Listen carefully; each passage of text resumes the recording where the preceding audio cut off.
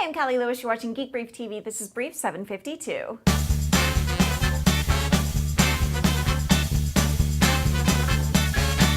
I've been playing with the HTC Incredible for a few days. You guys had a lot of questions, as did I, so let's take a look at it. Let me start this off by admitting that I'm coming at the Incredible as a person who first fell in love with the Droid.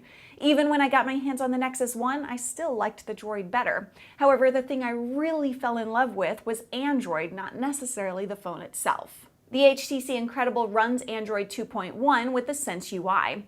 Android 2.1 is awesome, as we all know. My favorite thing about it is the Google Apps integration. From a workflow perspective, if you use Gmail, Google Calendar, etc., nothing else compares, and you should seriously consider an Android phone. The Sense UI is the user interface you see and interact with. Things like the Leap feature that lets you view all the home screens at once. Just pinch in with 2 fingers to access it. You can have 7 different home screens. All of the Sense UI features work really well and are intuitive. It's a great way to work or play. There were a couple times when I found the 3.7-inch capacitive touchscreen to be less responsive than the Droid, but mostly it worked perfectly. There is no physical keyboard on the Incredible, so you're dealing with virtual keys only. I would consider it one of the best keyboards available if I weren't so used to the iPhone keyboard. It does take some adjusting, just a heads up.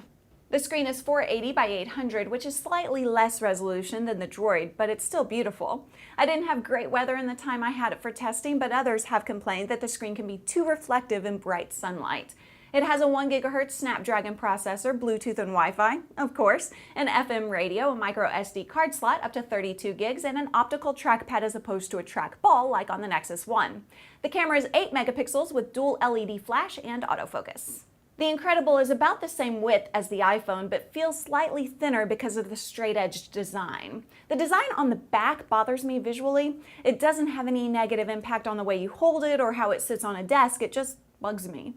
It's supposed to be inspired by race cars, but that seems like a stretch to me. What about for you? Everyone cheer because it's on the Verizon network, which is awesome. No dropped calls from me while testing, and no points at which my data and phone service just disappeared for no apparent reason. Gotta love reliability. The battery got me through the day with normal use and lasted a bit longer than the iPhone. The speaker is really good. You don't have to strain to understand words like you do on some other phones. All in all, I love the HTC Incredible. The Sense UI combined with Android 2.1 makes for a phone I drool over. And the optical trackpad is better in my opinion than the trackball on the Nexus 1. If you don't need a physical keyboard, the Incredible is a great choice. If you do, go with the Droid. I can't get to all the questions you asked on Twitter, but if you have questions before buying, let me know and I'll do my best to answer them all at twitter.com/CallieLewis for you. This episode was brought to you by Squarespace.com. If you're looking to build a website that's easy to put together and maintain and don't know how to code, Squarespace is the solution. My coupon code GEEK will save you money when signing up. Thanks so much. I'm Callie Lewis. Bye.